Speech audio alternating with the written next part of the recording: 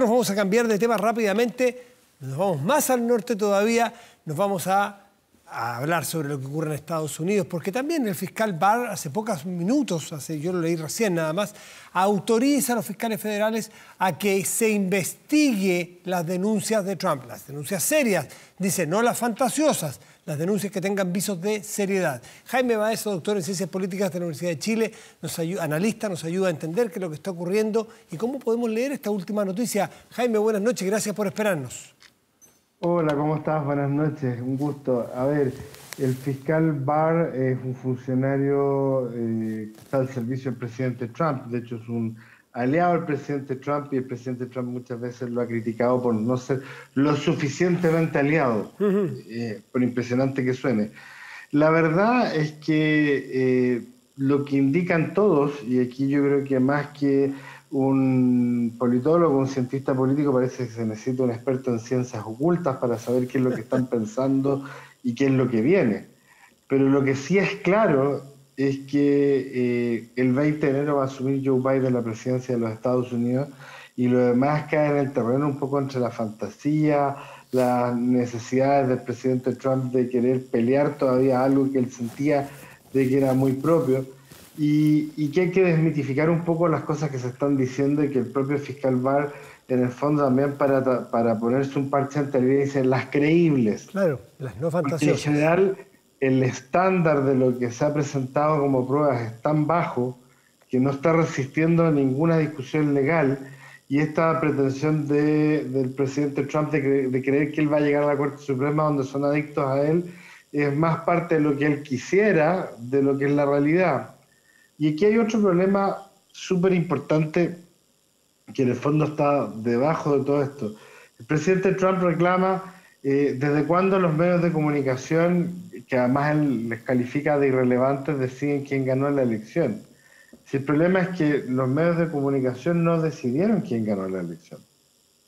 Ellos constatan un hecho matemático en un sistema descentralizado que controla las elecciones, porque esto es a nivel estatal. Y por eso no hay un llamado de un servicio electoral como el nuestro a nivel nacional.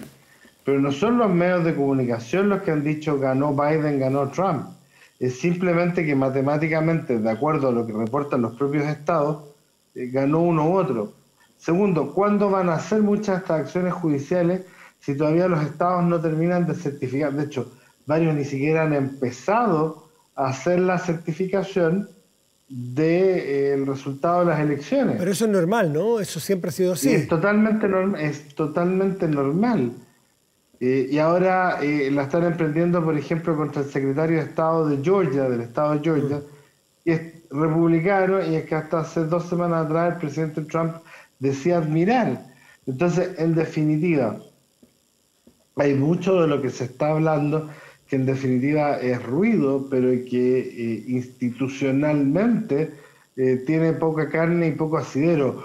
Otra cosa es el daño político, el daño de imagen, el daño a la política exterior, el daño social, los riesgos de que haya levantamientos, de que alguien se enoje, no se enoje. Eso es otra historia. Claro. Y es posible. Pero en términos estrictos de las elecciones, para efectos de lo que ha sido hasta ahora siempre elecciones, aquí no ha pasado nada, con una excepción, que es que el presidente Trump no ha reconocido que perdió las elecciones. Y eso puede desagradar mucho a sus partidarios, y mi función no es ni ser ni partidario ni detractor de él. Yo estoy siendo lo suficientemente aburrido como solo para decir facts, hechos. Sí.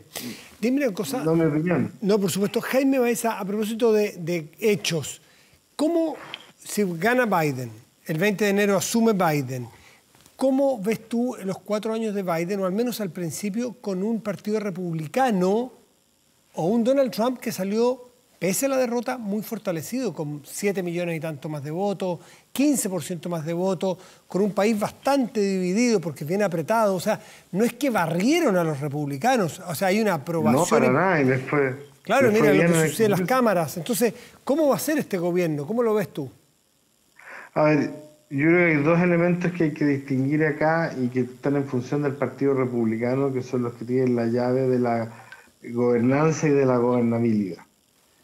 Lo primero, se va Trump, pero no se va el trumpismo. Eso yo creo que ya es casi lugar común, ya todo el mundo está claro que hay un porcentaje no despreciable del Partido Republicano que está con Trump.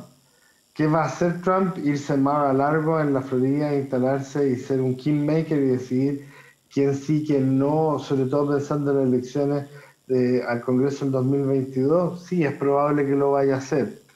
¿Va a ser candidato el 2024, como pareciera ser que muchos de sus cercanos están diciendo? Eso ya es más complejo. Porque el interior del propio Partido Republicano, una cuestión que es común a todos y que se ha discutido, es el factor miedo que le tienen a Trump, porque Trump atrae a los votantes.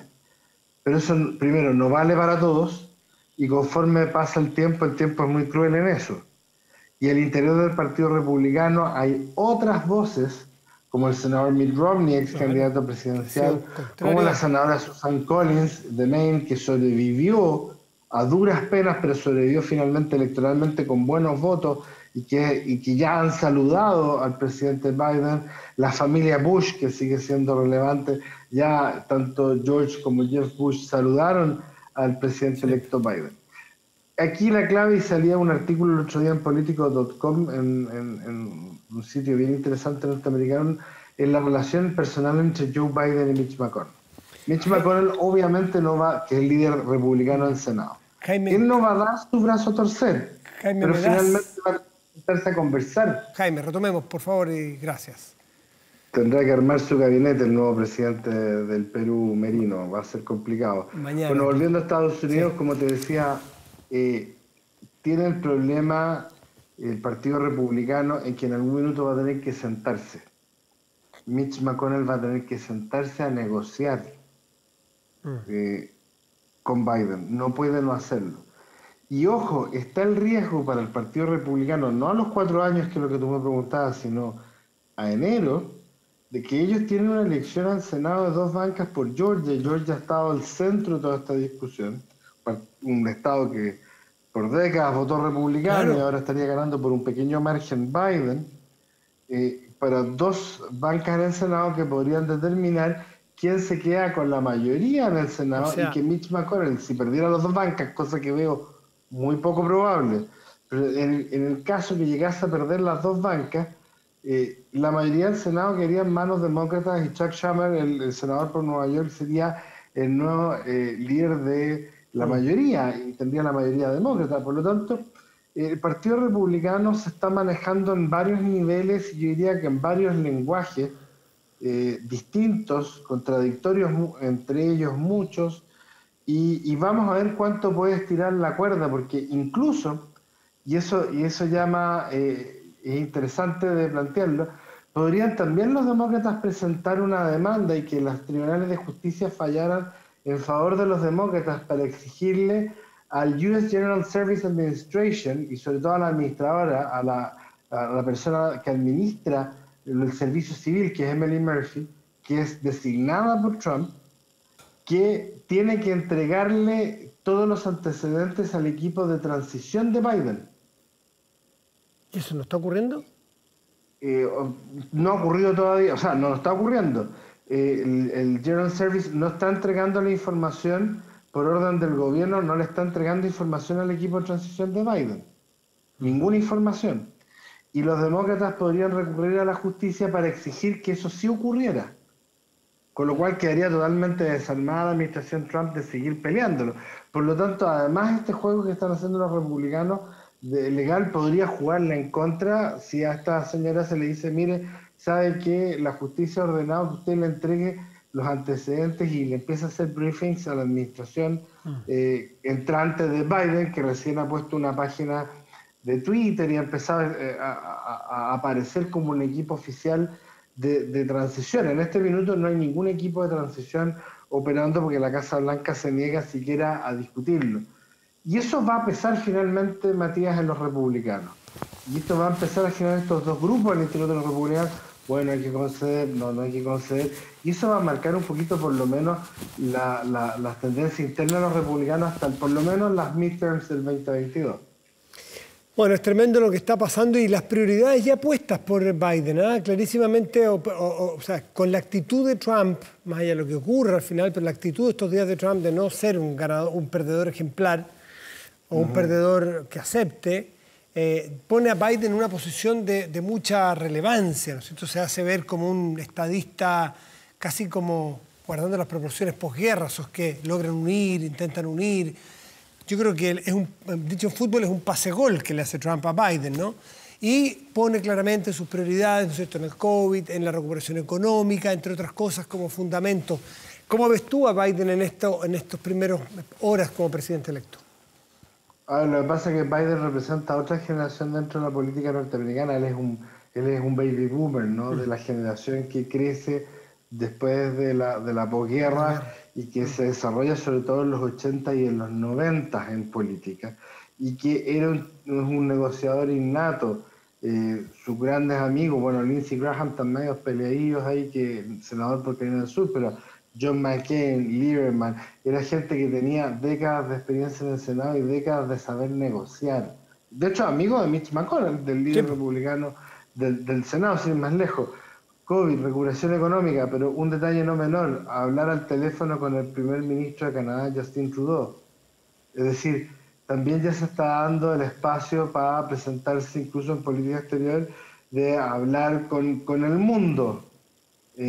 Claro, es verdad, AMLO en México, Xi Jinping, Putin no lo reconocen, pero ya todos los europeos, la mayor parte de los de América Latina, y sobre todo una conversación inmediatamente con Justin Trudeau, su vecino del norte.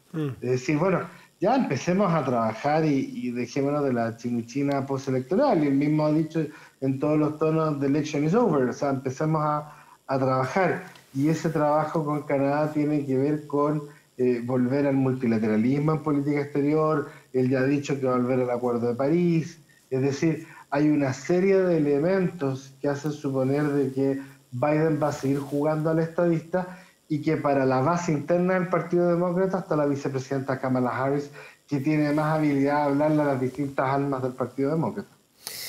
Bueno, te queremos agradecer, Jaime Baeza, por esta conversación interrumpida, pero igual profunda, que nos ilumina lo que viene, muy movido en Estados Unidos, pero que ya va tomando forma, va tomando camino de cara al 8 de diciembre, donde se juntan, ¿no es cierto?, el colegio electoral, y los electores tienen que elegir, y el 20 de enero, donde ya asume Joe Biden por sus próximos 4 años.